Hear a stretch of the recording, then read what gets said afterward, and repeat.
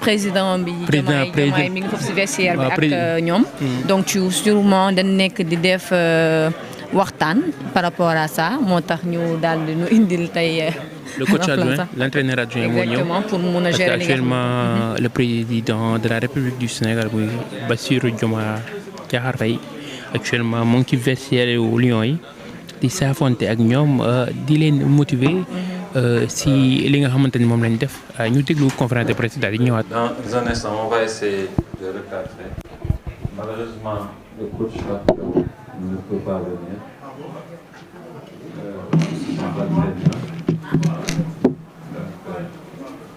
Il se sent pas très bien. Donc c'est le coach adjoint qui sera là. Il est peu grippé et ça va pas.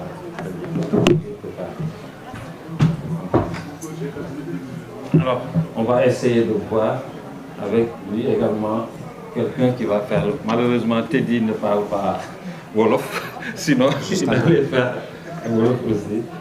Donc,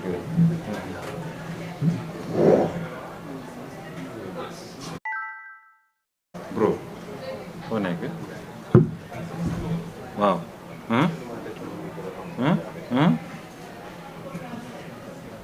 Dégoût là, hein? Genre, j'ai dit. Non, on entend des choses. Qu'est-ce qu'il y a? Non, le match. Ah oui. Surtout lorsque la RDC est marquée là. Oui, mais après, on n'a même pas écouté. Donc, moi, je suivais. Et le commentateur dit nous sommes à d'une élimination. Puisque lorsque la RDC a marqué, et le Sénégal, donc il a fait le soupe après. Avec,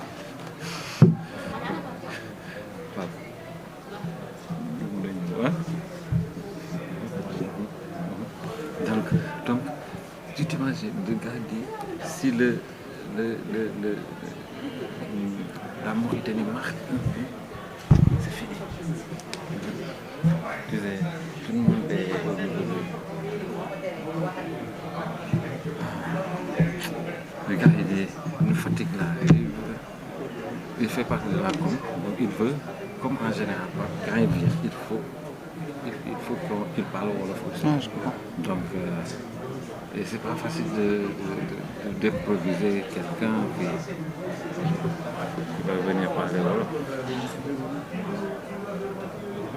Sinon, nous faisons notre truc. Et puis il fera l'autre après. Hein? Il fera l'autre. Écoutez, pour ne pas perdre trop de temps, ce que nous allons faire, s'il vous plaît, nous allons faire la conférence de presse avec Teddy et le joueur qui va parler Wolof peut-être va nous rejoindre. Sinon, on risque de perdre beaucoup de temps. Ok? Les caméras.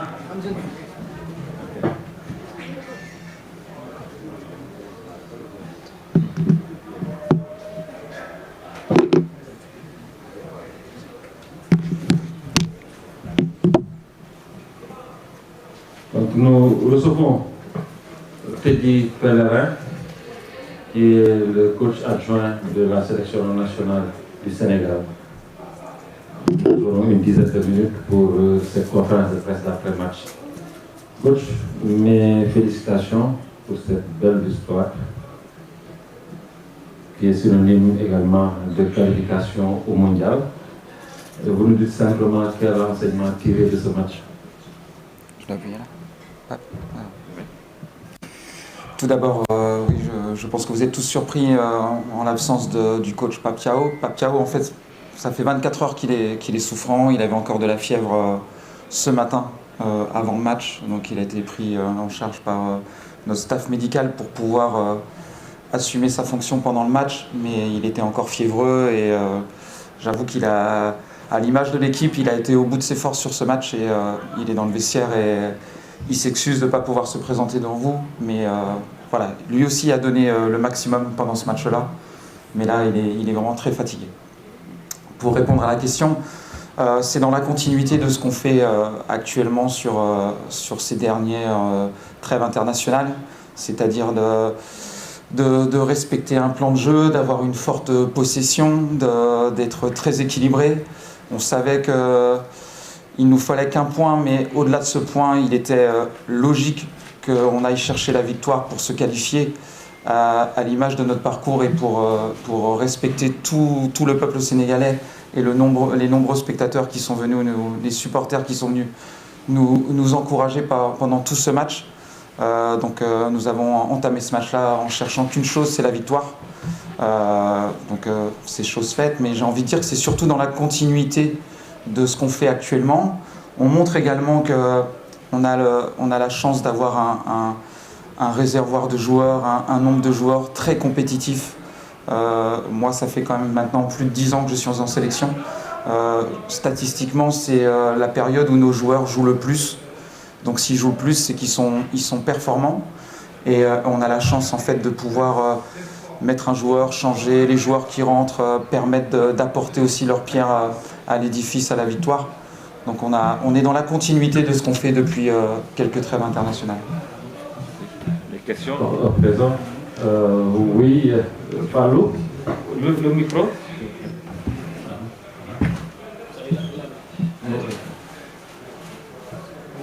Donnez-lui ce micro. Merci. Félicitations, coach.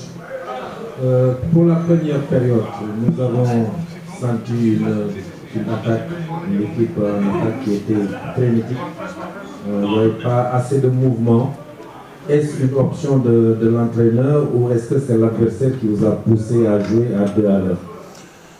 Non, à l'image du match qu'on a réalisé à Juba sur la première mi-temps, c'est l'adversaire qui nous pose ce souci en étant très compact.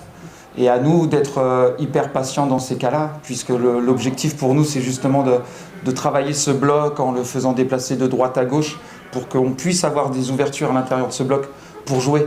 Mais il est plus facile en seconde mi-temps d'avoir ces ouvertures comme à Juba, comme on l'a fait ce soir, avec un bloc qu'on a pu travailler avec beaucoup de patience. Il est vrai que parfois, on pourrait peut-être améliorer notre circulation de balles, mais c'est aussi ne prendre aucun risque pour avoir des transitions, avoir des contres. Si on se précipite, pouvoir avoir du déchet technique, on savait que c'était sur ça qui nous attendait, d'avoir des transitions pour aller nous contrer. Et forcément, en ayant ce temps de préparation, et c'est vrai que ça peut donner l'impression à nos supporters ou observateurs qu'on joue à 2 à l'heure, mais c'est vraiment pour préparer et construire cette victoire et construire ce match. Et ne pas en fait tomber dans le piège de notre adversaire. Merci. Djibril, le micro s'il vous plaît. Le micro n'est pas de ce côté. Et voilà. Alors, bonsoir, c'est Papa Djibril Gaye du journal Source A, et le score 221. Ma question, c'est par rapport, ça concerne le coach, et c'est par rapport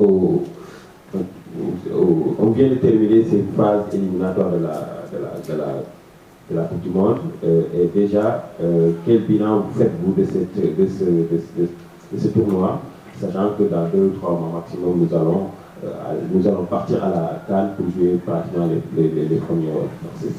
Vous l'avez dit, c'est un tournoi qui a été très long, puisque le règlement de qualification pour la Coupe du Monde a changé, donc ça a augmenté le nombre de matchs et le nombre d'adversaires.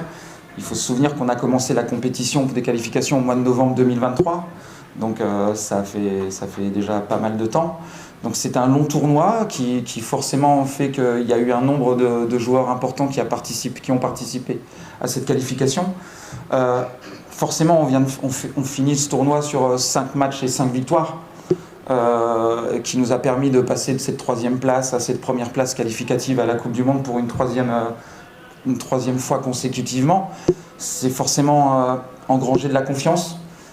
C'est aussi permettre de construire ce groupe, comme je dis, de qualité, puisque, je le répète, mais on a un groupe qui joue énormément au club. Alors, on pourrait penser que c'est aussi négatif par rapport à la fatigue, mais non, ils sont hyper compétitifs. On a vraiment la chance avec le coach, avec le staff, que même parfois, on a des soirées à se poser des questions, de faire des choix, mais quelque part, forcément, c'est un bien pour l'équipe. Et j'ai envie de dire que cette fin de tournoi nous donne nous donne de la confiance pour aller vers cette autre compétition qui est totalement différente, qui est la Coupe d'Afrique des Nations. Et voilà. Oui, au suivant. Bonsoir, c'est Charles Diop, président de l'AFS. Ma question c'est pour Teddy. Donc ça porte sur un joueur qui n'a pas joué, c'est Ismaël Jakobs. On a vu qu'on l'a convoqué, il est venu carrément, et c'était d'ailleurs la deuxième fois. On voulait savoir dans l'équipe qu'est-ce qui s'est passé. Est-ce que vous avez discuté avec lui, s'il est blessé ou pas? On doit savoir. Bien sûr, on a discuté avec lui. Ismaël fait partie de notre effectif. Il faut savoir que entre les trêves internationales, on suit attentivement ce qui se passe chez nos joueurs. Il y a forcément une quarantaine de joueurs. Ismaël, en effet, a quelques soucis. C'est déjà arrivé sur le plan physique. On sait qu'il est important dans notre groupe. On ne peut pas lui demander, entre guillemets, l'impossible, mais il doit être avec nous puisqu'il fait vraiment partie intégrante de ce groupe. Donc, on lui a évité ce voyage compliqué à Juba, avec de la fatigue, avec beaucoup d'heures de vol. Donc on voulait le constater avec nos staffs médicaux dans quel état il était pour les prochaines échéances, et comme vous l'avez dit, par rapport au tournoi de la Coupe d'Afrique des Nations. Donc il est important de le voir, de constater.